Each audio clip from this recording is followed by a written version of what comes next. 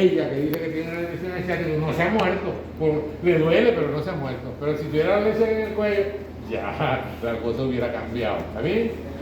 Ya ven lo importante. Entonces, frénico cervical, vamos a ver aquí, esos son los flexos que dije anteriormente. Aquí está, fíjense que están los tres, sale amarillo cuando está la parte de la raíz nerviosa, después el verde, que es el flexo, y después forma el nervio mediano, el radial y el cubital, que están ahí, que lo vamos a explicar después. Pero hay lesiones con parálisis de Bell, parálisis de radial, parálisis de cubital, dependiendo de lo que lesiones que los tendrá en un parto de hombres de Aquí está el plexo. Digo que había el plexo torácico, ¿o no? No hay. Entonces, el plexo lumbar, aquí está esto, les dije que sí había un nervio, que es este que está aquí.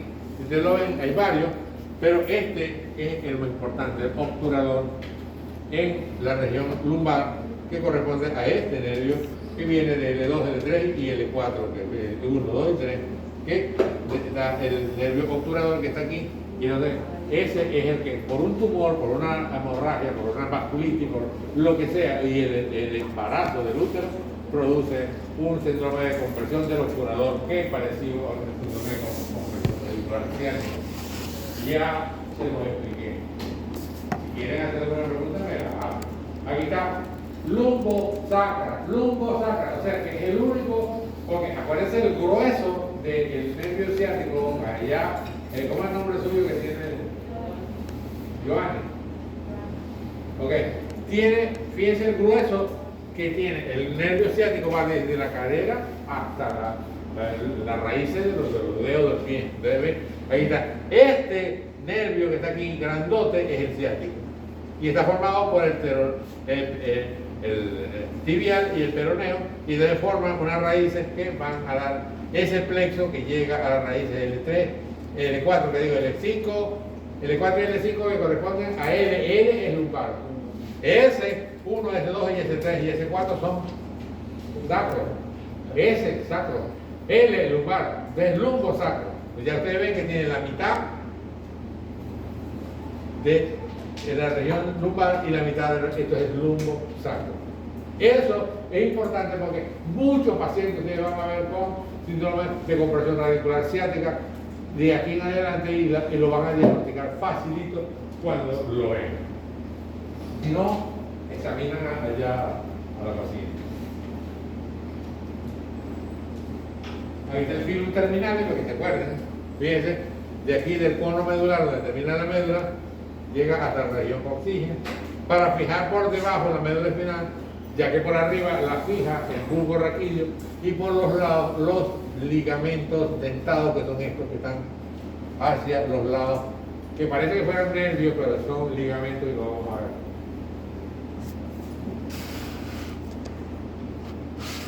Aquí esto ya lo vimos, un arco reflejo. Un arco reflejo que es un estímulo. Bueno, estímulo reflejo. Estímulo que es un puyazo. ¿Por dónde entra? Fíjense, aquí está. No hay otra cosa. Fíjense, de aquí. Un puyazo genera el impulso. Se traduce el dolor en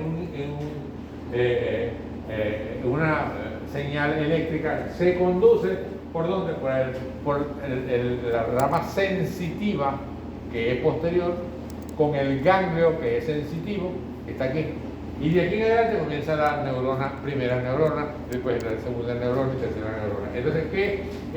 Aquí el estímulo que hace, una vez que está en el ganglio, entra en el cordón posterior, con una interneurona, que es esta morada que está aquí, conecta la parte sensitiva con la motora.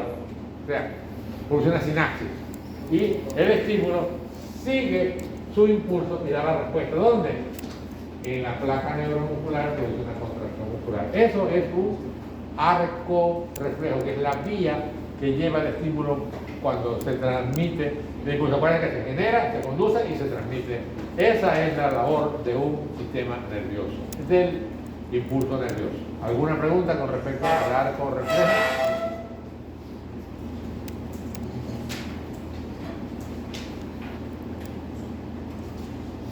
Aquí está la misma que el anterior, pero este tiene un montón de nombres para que ustedes lo estudien y se aprendan los nombres que están. Si no se lo saben, ahí está. Por ejemplo,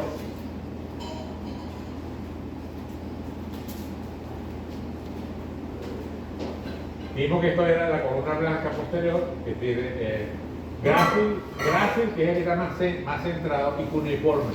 Grácil y cuneiforme son los haces de fibra del cordón posterior. Se llaman así grácil y cuneiforme. Son los haces de fibra del cordón posterior que son los que llevan la sensación o al día. ¿Qué tipo de sensaciones lleva el cordón posterior? ¿Sensitiva de qué tipo? Específico. Sí, te lleva. Vibración. Vibraciones.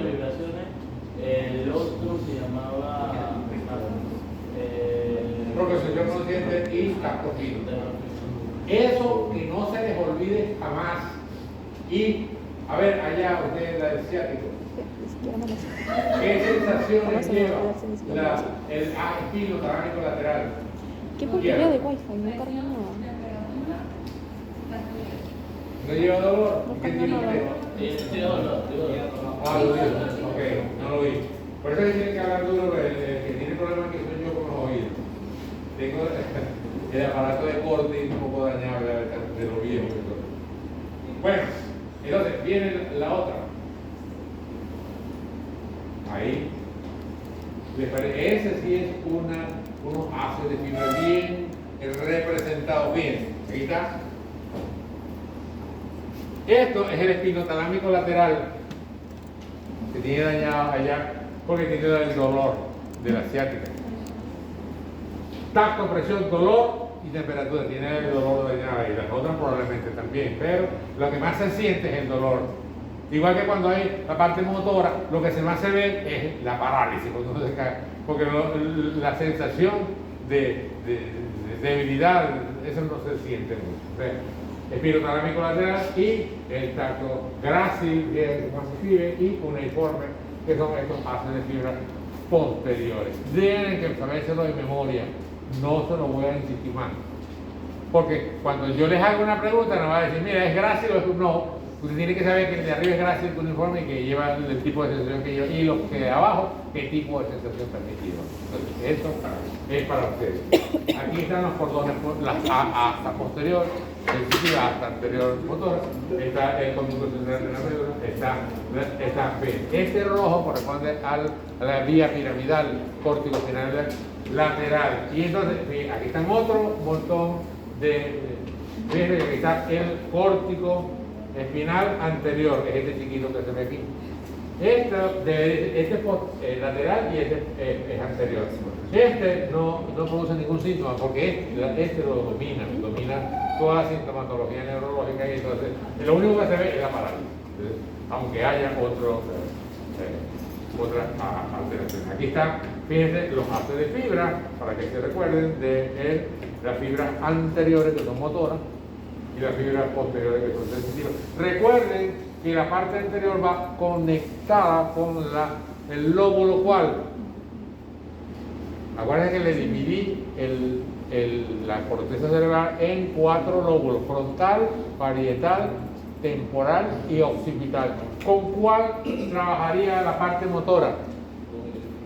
Con el lóbulo frontal, exactamente. Los estímulos llegan, pero entonces como una computadora, donde va al disco duro, el disco no sé cuál, ahí selecciona la parte que usted está buscando y la manda por donde, por la vía piramidal, que es lo que estamos aquí viendo. Entonces, y con la vía piramidal es motora, la parte anterior de la médula es motora, y entonces el lóbulo frontal es motora. Entonces, eso se los expliqué cuando de la afasia del área de Broca. Y yo le pregunto, ¿cómo se llama usted?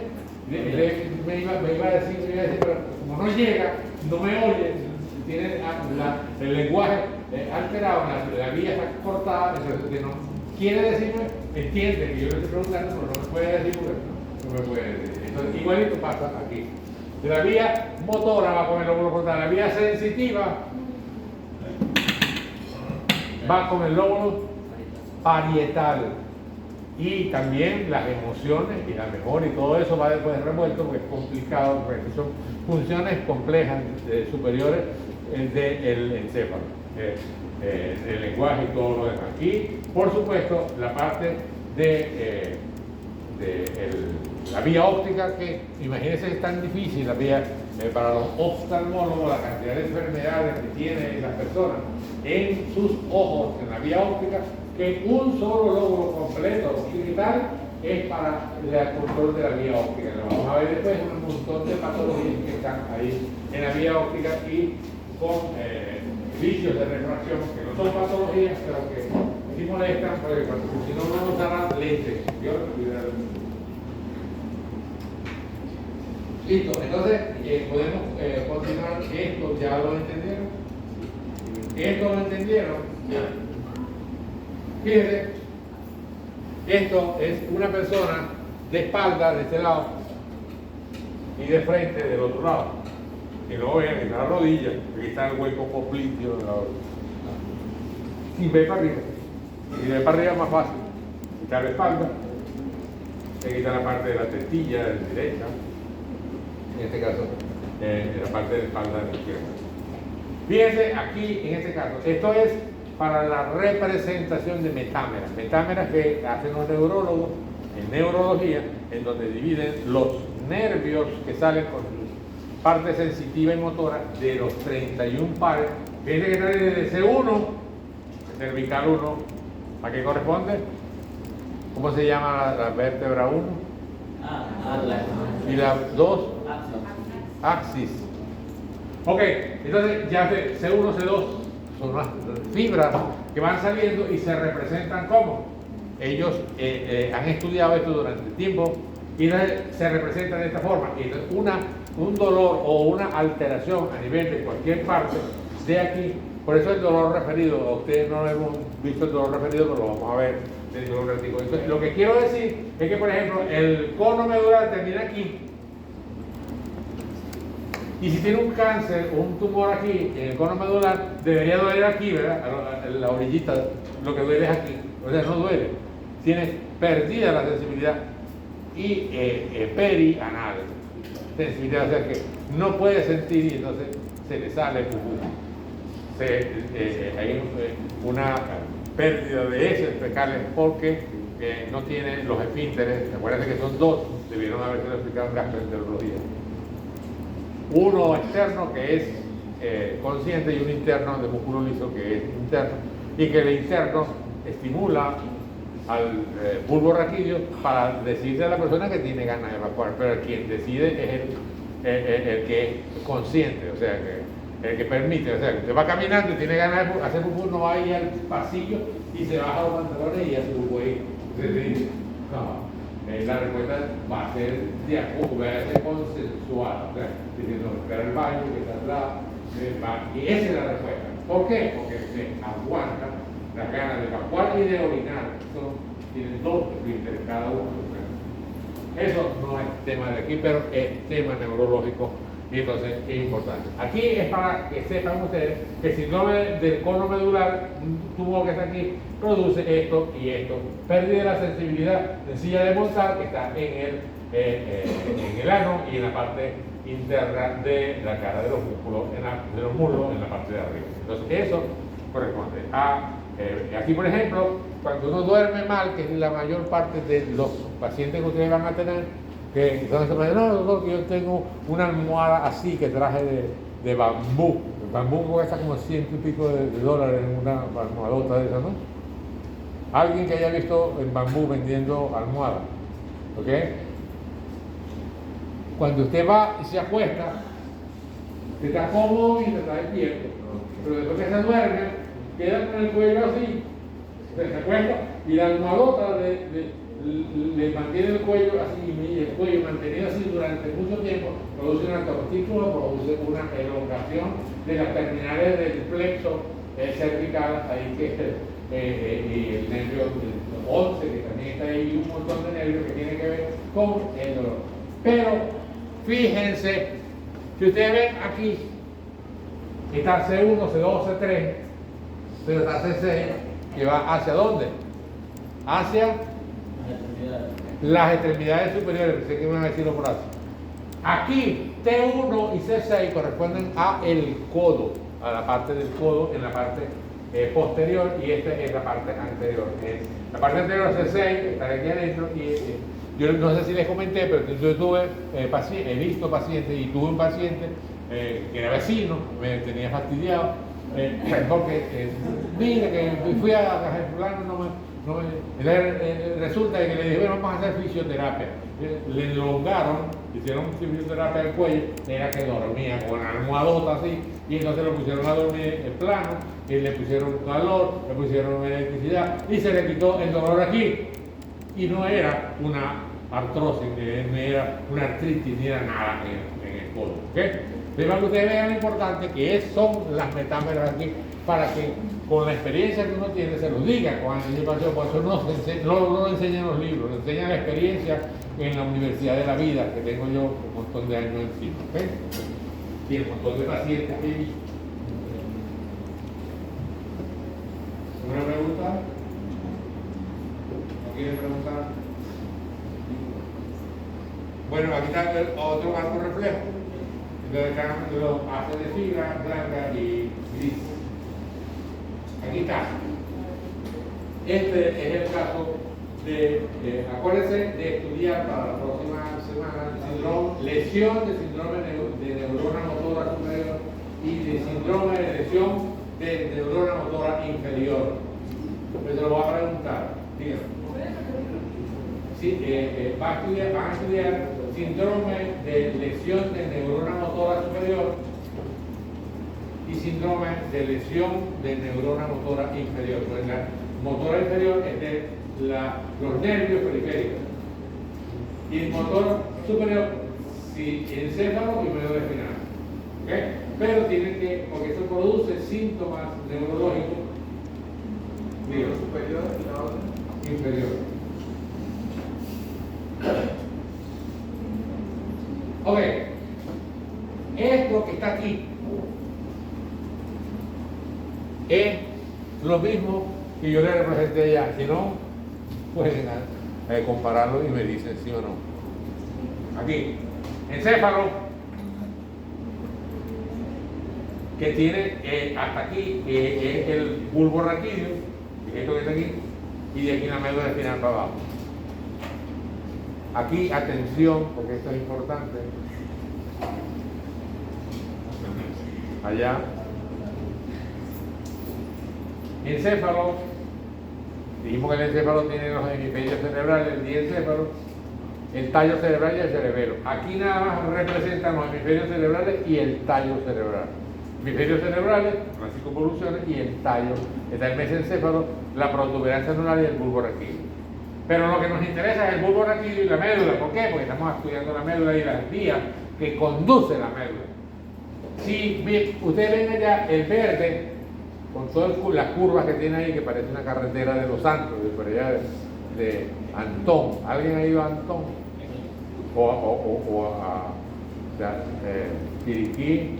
Hay una zona turística ahí que yo fui que tiene muchas curvas, así como las que puse allá. Pero si ustedes lo ven derechito, aquí están. Fíjense, representación en verde.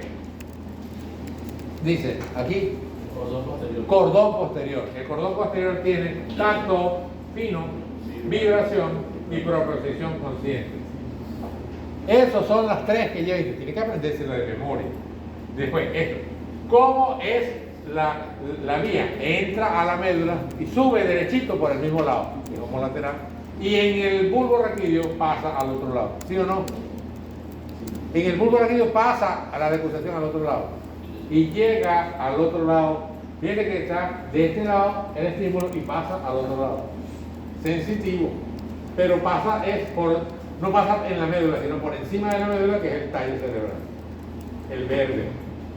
El azul tiene, es el córtico espinal lateral, espino talámico lateral, y que tiene el tacto grueso, la presión, el dolor y la temperatura. Esto tiene que aprendérselo de memoria. ¿Por dónde entra? Viene por aquí, pasa hacia el otro lado y es contralateral. Por eso ahorita cuando veamos el síndrome, que es lo que lesiona, sube y pasa al otro lado. Esas son las dos que llegan a la corteza cerebral, estas son las vías sensitivas. Y la vía motora es esta roja que se inicia en la corteza cerebral y baja. ¿A dónde? Por la cápsula interna, ustedes se lo aprendieron ya antes. Y llega al bulbo raquídeo, y aquí en el bulbo, de decusación piramidal, o sea, pasa al lado contrario.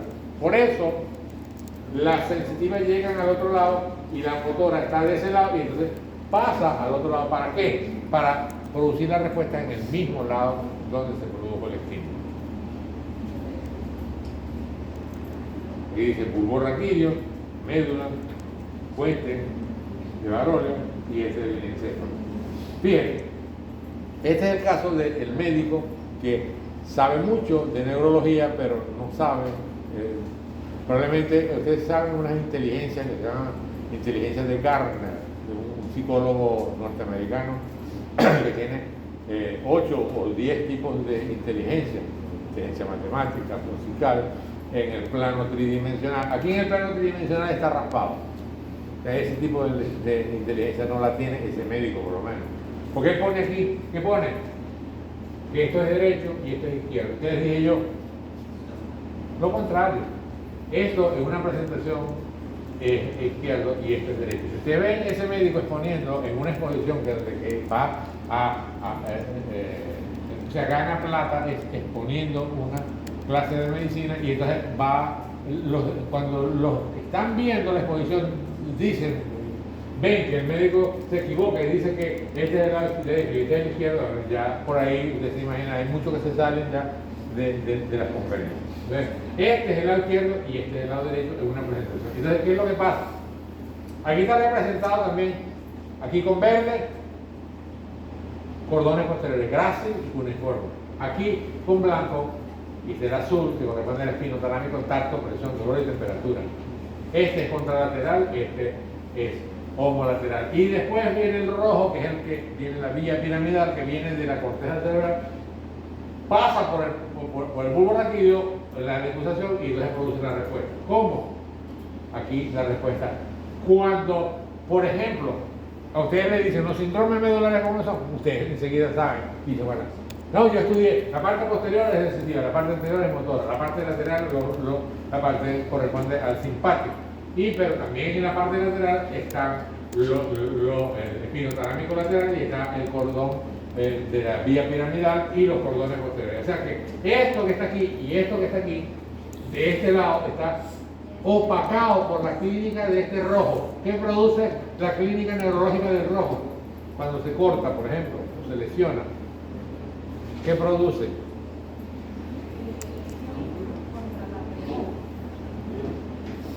Cuando se corta la vía piramidal, o sea, a un nivel, ya sea porque le meten una puñalada o un tiro o lo que sea, tiene un tumor, una hemorragia, un montón de cosas, que alguna de ellas puede ser la etiología, entonces se corta aquí, pero se corta este y se corta este. ¿Cuál es la clínica que predomina en el paciente? De más o menos aquí, desde la parte del tórax hacia abajo, una puñalada. Parálisis, exactamente. ¿Por qué? La parálisis mata a la parte de tacto, presión, dolor y temperatura y mata también la parte de vibración, de propiocepción consciente y lo que predomina es la parálisis.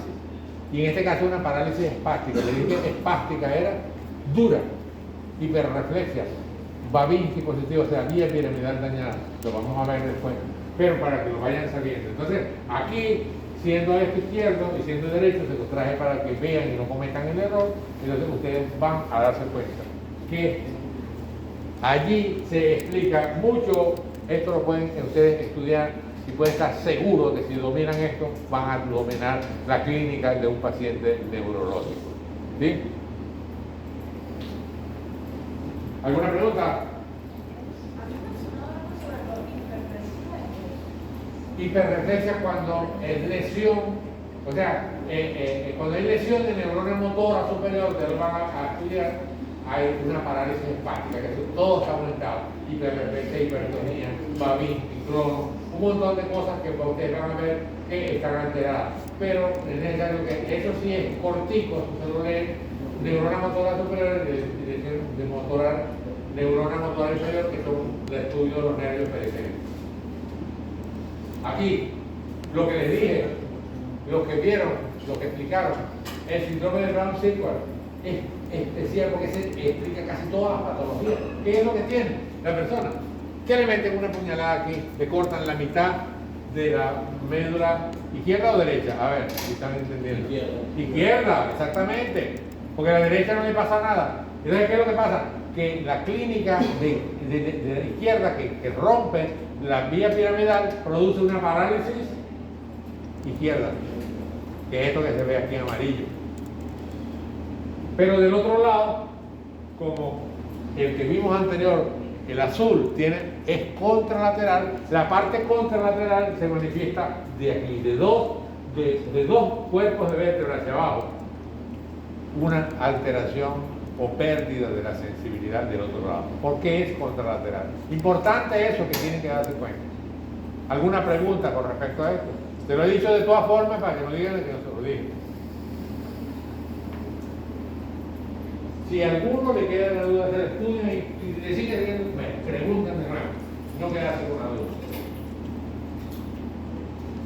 Aquí les dije que había una cisura central o surco central que llaman ellos, que es esta, de Rolando, también se llama, que separa el lóbulo frontal, que es motora o sensitiva. Motora. La misma cisura produce una lóbulo parietal que es motora o sensitiva. Sensitiva. Un temporal que separa entre la cisura lateral, que separa al lóbulo frontal del temporal a través de esa cisura, y el temporal que es el tipo de sensación, las emociones y la memoria. ¿Okay? Y esto verde que está aquí, ¿qué es? Brócoli. Es la vía óptica. Todos los que usan lentes saben de que eso puede estabilizarse, pero puede ir evolucionando hacia peor cada vez. Entonces, aquí, lóbulo occipital, esto corresponde a la vía óptica. Entonces, eso hay que correlacionarlo con ¿qué? Con los receptores que vienen de la periferia por la conducción del impulso que va por la médula y que llega a la corteza aquí, que llega, como con los nervios espinales y llega con los nervios periféricos. Ahorita vamos a ver la vía sensitiva y la vía motora para que lo vean. Entonces, la motora frontal, trabaja coordinado con las patas anteriores porque son motoras de la médula, ¿sí o no? Parte parietal con la parte sensitiva. Bueno, y así cada una de las partes que corresponden a eso que estamos explicando. Ahora viene algo que vamos a ver después. Ustedes cuando vieron piel en anatomía se dieron cuenta que hay unos receptores libres del dolor y hay unos corpúsculos de May, de Strauss, una cantidad para receptores de tacto, presión, dolor, temperatura, y eso puede decir en piel, ya que en los órganos de los sentidos está la vista con las imágenes, los olores en la nariz, el gusto de los alimentos en la boca y el sonido en la parte auditiva del vestíbulo coclear. El vestíbulo es la parte del equilibrio que controla el octavo par con el cerebelo.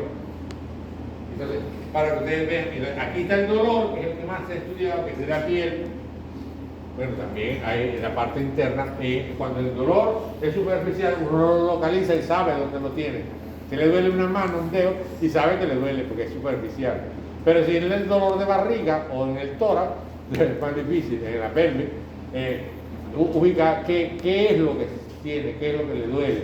¿Por qué? Porque, por ejemplo, aquí en este caso, esto es el epigastrio, este es el hipocondrio izquierdo, este es el hipocondrio derecho, este es el flanco izquierdo, flanco derecho, fosa ilíaca izquierda, fosa ilíaca derecha.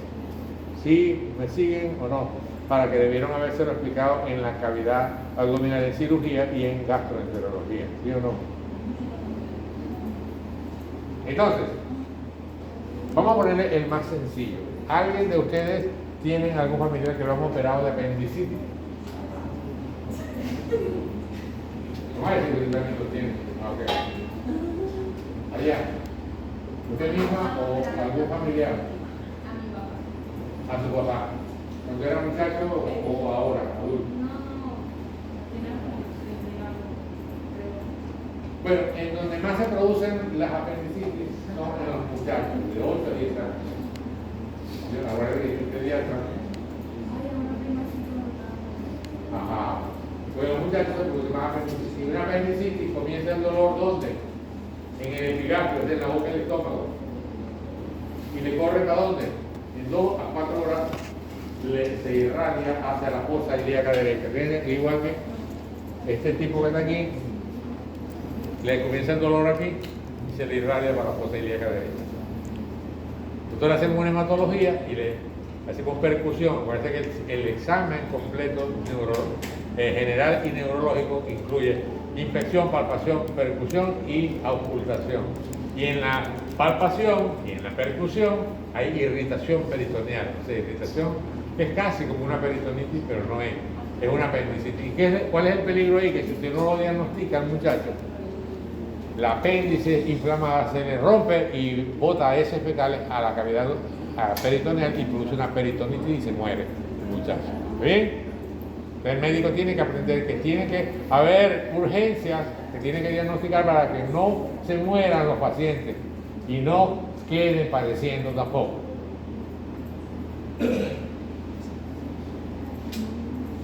Tenemos el primer caso de un dolor referido. Hay pacientes que cuando tienen una gastritis, una úlcera péptica, que le duele. Ahí mismo donde está tocando. El epigastrio también duele aquí en la boca del estómago. Pero ahí hay unas cuantas cosas que pueden doler, pero principalmente es local del estómago. Pero también un infarto del miocardio produce un dolor en la boca del estómago y es lo único que tiene, por ejemplo. Es un paciente que tiene más de 40 años, que viene, ha padecido anteriormente de problemas de antecedentes cardiovasculares, no gastroenterológicos, y entonces viene con un dolor abdominal. ¿Qué hace usted? Le hace un electrocardiograma. ¿Para qué? Dice, bueno, está loco, tiene un dolor en el estómago y le va a hacer un electro. No está loco, es un tremendo médico. ¿Por qué? Porque lo que tiene es un infarto de cara diafragmática del corazón. O sea, el corazón por debajo, la arteria derecha, coronaria, se obstruye y produce un dolor en la parte de abajo y produce un dolor referido al estómago, al epigastrio, y es un dolor en la boca del estómago lo que tiene. O sea que cuando ustedes estén en un hospital y esté un paciente, no se les vaya a olvidar lo que les estoy diciendo ahorita, hacerle un electroporesis a las moscas. Si no saben, porque clínicamente no lo saben, pueden hacer un electro si no tienen una gastritis, una hernia, una hernia epigástrica, una hernia yatal, un montón de patologías que están ahí en el estómago. Bueno, para que vean lo importante y cuál es la clínica principal de un dolor de un infarto. ¿Qué es lo que ustedes ven? ¿Ustedes han visto algún paciente con un infarto? ¿Ah? El paciente generalmente o tiene antecedentes de hipertensión, dolor en el pecho, de guerra, le da un dolor intenso. En medicina se llama exquisito, para que no lo agarren desprevenidos. Un dolor es un dolor fuerte, melódico, que duele demasiado y el dolor es opresivo, que desmaya al paciente de un síncope a su hogar. Eso corresponde a un infarto y a los 5 minutos está muerto. Si es un infarto sencillo. Si es un infarto sencillo, lo llevan a un hospital y se estabiliza en terapia intensiva. Vamos a suponer que el paciente corresponde a una a un dolor que corresponde a ese dolor en el epigastrio. Fíjense, aparte de ese dolor del epigastrio, que nada más puede ser un dolor en el epigastrio anterior o posterior en la espalda, en la parte casi en el pecho, o sea, en la espalda, pero arriba, cerca del cuello. Ese es un dolor referido también de un infarto. O en el caso de, han visto que hay un paciente que viene con un dolor en la quijada y en la cara inferior o interna del brazo y el antebrazo del lado izquierdo, porque el lado derecho uno no tiene corazón, a menos que el corazón de una electrocardia en un paciente.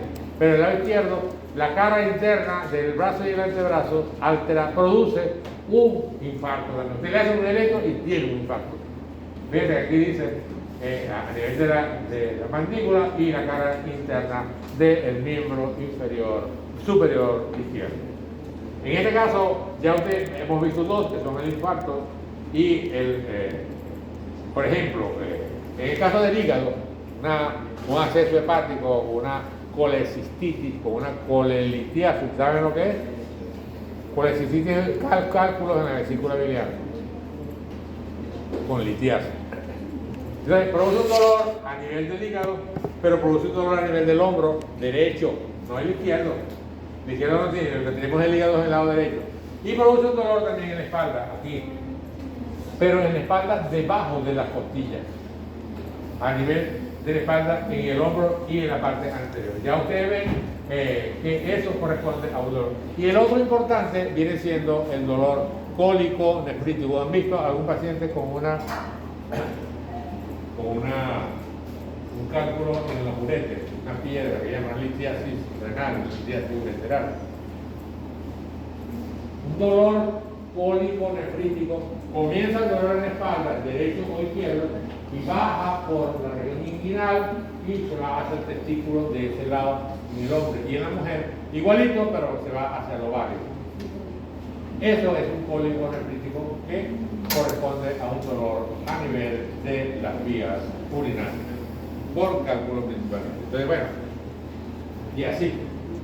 Hay otras enfermedades que vayan a ver clínicas en medicina o en pediatría y van a identificar. Y tenemos, ¿para qué hora es? 10:56. Se van a hacer las 12 de la noche. Bueno, ahorita vemos cuando lo cortamos. Oso, tanta información. Cuando empecé, que les dije ya, y en la primera parte de esta les dije que había las neuronas y había las vías sensitivas, que ya las vimos, y la vía motora, que la vía financiera. ¿Okay? Ahora le están enseñando las láminas en donde está, por ejemplo, esto que estamos representando aquí. Un estímulo que se genera a nivel de la médula espinal. Fíjense que donde está la H corresponde a la médula espinal, y donde no está la H, sino estos núcleos del bulbo raquídeo, está el bulbo raquídeo, la protuberancia neural, el mesencéfalo y el encéfalo en general, con los hemisferios cerebrales, lo que ustedes están viendo ahí con el tálamo. Acuérdense que les dije que todos los nervios pasaban por el tálamo como un aeropuerto. ¿Verdad? Aquí, en este caso, si vemos, aquí dice neuronas de primer orden, que son las que van entre el ganglio posterior, o sea, cuando la vía se inicia en el ganglio posterior sensitivo, y el bulbo raquídeo a este nivel, y llegando al tálamo. Entonces, neuronas de segundo orden van desde cuando ya salen de la médula espinal y llegan al tálamo, es neurona de segundo orden, que son estas que están aquí. Pero, ¿qué es lo que ocurre? Y neurona de tercer orden cuando van del tálamo a la corteza cerebral, para concluir, para que ustedes sepan. Y aquí, a nivel del bulbo raquídeo, ¿qué es lo que pasa? Cuando los cordones posteriores llevan la sensación que les dije que llevaban, llega el bulbo raquídeo y ahí se acaba la médula. Entonces, la vía sensitiva se transforma en una palabra mágica que se llama lemnisco medial. Lemnisco, L-E-M-N, lemnisco medial. Es esto que está aquí, que están viendo aquí, que es que a nivel del bulbo raquídeo viene por este lado y entonces se cruzan para el otro lado, lo que les dije de lo que ocurre a la vía las vías de los cordones posteriores. ¿Por qué? Porque el cordón anterior, que son el espino talámico lateral, se cruzan en la misma médula, ahí no hay problema. Los que cruzan aquí suben con el lemnisco medial al tálamo y después a la corteza cerebral. Es para que cuando agarren el libro y les diga qué es lo que es un lemnisco medial, sepan de qué se trata. Eso corresponde a la vía sensitiva en varios cortes para explicar la vía sensitiva del cordón posterior con el lemnisco medial. Estoy hablando más lento, ¿verdad? Ok. Alguna vez me emociona, porque quiero decir todo, pero no se puede. Bueno. Aquí está lo mismo, neuronas de primer orden entre el ganglio y el tálamo, segundo orden, tercer orden, el tálamo, a la corteza cerebral. Aquí, en el caso del espino talámico lateral, fíjense que esto es un corte de médula, pues cuando ustedes vean la H, que es este que está aquí, es un corte de médula. Entonces, allí, ¿qué es lo que pasa? El estímulo entra por el asta posterior, que es sensitiva, pero pasa al lado contrario. Fíjense, pasa al lado contrario y es contralateral, el espino talámico lateral, y sube por ese lado hasta llegar arriba. Las dos formas de lo que les dije ya, se lo dije al principio, se lo volví a repetir y se lo estoy diciendo ahora. El haz espinotalámico lateral es contralateral y el haz del cordón posterior es ipsilateral, del mismo lado. Y en el cordón posterior, como no hay más médula, suben por el lemnisco medial. ¿A dónde? Al tálamo y después a la corteza cerebral.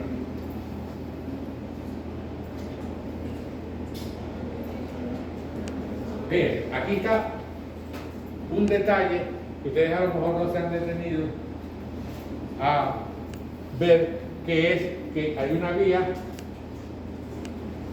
sensitiva que se llama espino porque es la espina, o sea, la médula, talámico lateral, que es ese que les dije ya, tacto, presión, dolor y temperatura. Pero cuando eso es hasta aquí, del cuello hacia abajo. ¿Por qué? Porque es donde está la médula. Pero más arriba del cuello que hay, el tallo cerebral, o sea, aquí arriba está el bulbo raquídeo y la protuberancia anular y el mesentero. Y después viene el tálamo y la corteza cerebral. ¿Qué es lo que pasa? Que la vía sensitiva, cuando está del cuello hacia abajo, se llama espino talámico lateral. Pregunta de examen. Cuando la vía sensitiva, espino talámico lateral, se llama así porque va del cuello hacia abajo. Pero cuando está de la cara para arriba, o sea, ustedes tienen en los cachetes sensibilidad, ustedes van a meter un pellizco en los cachetes y si gente duele, pero la vía se llama, ¿cómo se llama? La del cuello hacia abajo se llama espino talámico lateral, ¿y aquí cómo se llama? Trigémino talámico, más nada. Trigémino talámico, ¿qué nerva la cara? En la vía facial del 5. 5 es trigémino.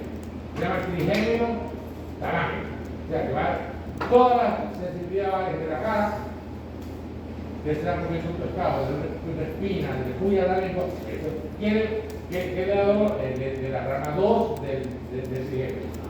Así como está diciendo él, una para el ojo, una para el maxilar y otra para la mandíbula. Eso es el trigémino. Entonces, toda esa sensibilidad se llama trigémino talámico. Eso que está ahí. Eso está en su computadora. No, le estoy diciendo para que estudien y busquen el libro también. Esto está en el libro de Tórtora y Terry. Bueno, vamos a ir para el artículo.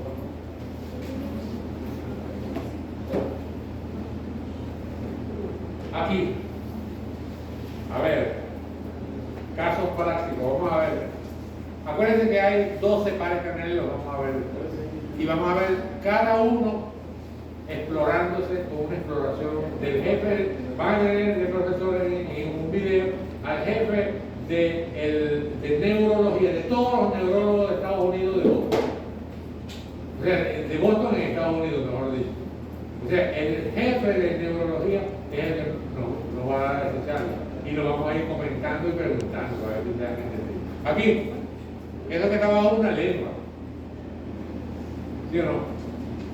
Y más arriba que está un bulbo raquídeo o una protuberancia, lo que corresponda, no importa.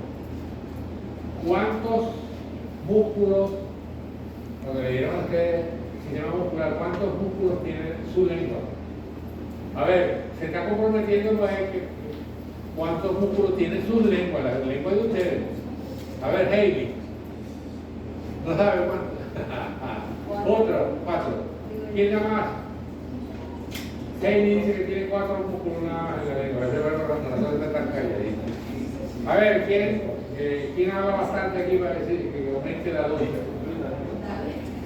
David, ¿quién es David? David, ¿cuántos músculos tiene en la lengua? 17. Esas son las cantidades de músculos, 8 pares y 1 impar. Eso se lo dieron en anatomía. Entonces, la lengua, esta que está aquí, la inerva el hipogloso mayor, el hipogloso, que los músculos motores de la lengua, a 17 músculos. Por eso que en un pueblo chiquito, ¿quién es de un pueblo? Infierno grande. ¿Sí o no? Pueblo chiquito, infierno grande. Yo también soy de un pueblo. Pueblo chiquito, infierno grande. O sea que ahí los chismes corren. ¡Ah! Es grandísimo el pueblo. Y usted va a Nueva York y en Nueva York usted se mata ahí y no pasa nada. Los ven muertos. Pero un pueblo, un pelo que le arranque ya todo el mundo sabe, fulano me arrancaron un pelo. ¿Por qué? Por los chismes corren. Bueno, infierno chiquito, lengua chiquita, no importa, tiene 17 músculos. ¿Y cuántos nervios de los 12 pares craneales inervan la lengua? Fíjense, olfatorio, óptico, motor ocular común, patético, trigémino, motor ocular externo, facial, vestíbulo coclear, glosofaringeo, vago, espinal y hipogloso. Se los nombré toditos. ¿Cuántos de esos nervios inervan la lengua? 3. ¿Quién da menos o más? 1. ¿Quién más? ¿Quién da más? 4. ¿Quién da más? Usted misma, aumente la dosis. 5. Y para que ustedes lo sepan de una vez, si van a ser neurólogo, tienen que aprenderse los pares carnales porque no van a ser un médico fracasados. No van a comprar un Mercedes-Benz y un Volkswagen. Cuando se gradúen de médico no van a llegar a tener clara porque lo abandonan todos los pacientes. Tiene que ser un médico bueno para ganar más de papantilla y cobrar $2,000 por la consulta con los cardiólogos.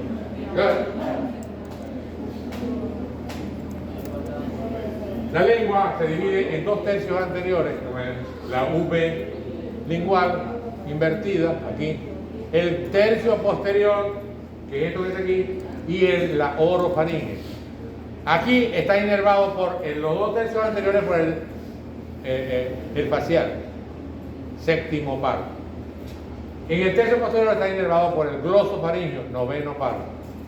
Y en la orofaringe y todo el tubo digestivo y el aparato respiratorio, circulatorio y entérico está inervado por el vago, neumogástrico o vago. Facial, glosofaringeo,